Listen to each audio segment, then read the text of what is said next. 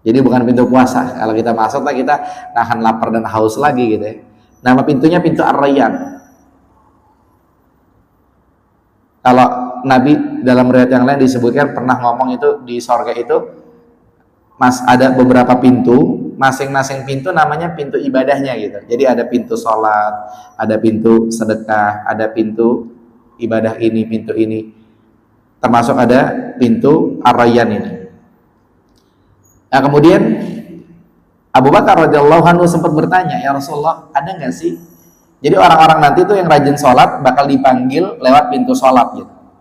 Kemudian yang rajin sedekah bakal dipanggil lewat pintu sedekah. Abu Bakar radhiyallahu anhu nanya, ya Rasulullah, ada nggak sih yang dipanggil dari semua pintu itu? Ada.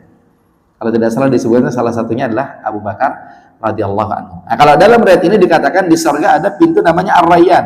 Yadkhulu minhu shaimuna yaumal qiyamah. Nanti pada hari kiamat orang-orang yang rajin berpuasa itu akan masuk lewat pintu itu. La yadkhulu minhu ahadun ghairuhum. La yadkhulu minhu ahadun ghairuhum. Tidak masuk selain mereka, tidak masuk. Hanya orang-orang yang berpuasa saja.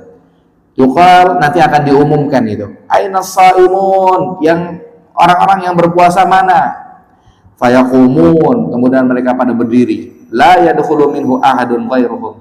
Maka tidak masuk seorang pun selain mereka. Fa idza dakhalu ughliqa, ketika mereka orang-orang yang berpuasa sudah masuk semuanya, itu ditutup.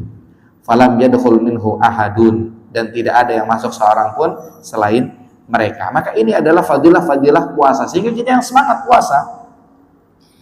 Maka kita sampaikan kepada mereka yang tidak berpuasa, kita bilang sama mereka, pertama, puasa hukumnya adalah wajib. Kemudian kita kasih motivasi, kita kalau puasa dapat magfirah, kita orang ini banyak dosa.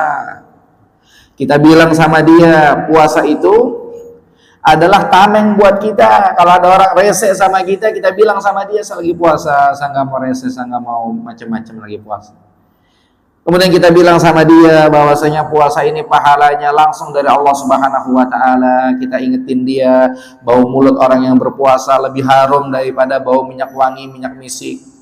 Kemudian kita bilang sama dia, orang yang berpuasa dapat dua kebahagiaan, bahagia pas buka, bahagia pas ketemu sama Allah.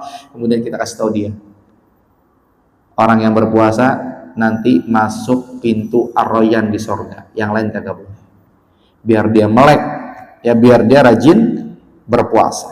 Ini kalau kata orang kan tak kenal maka tak sayang begitu. Kita kenalkan sama dia tentang fadilah-fadilah tersebut.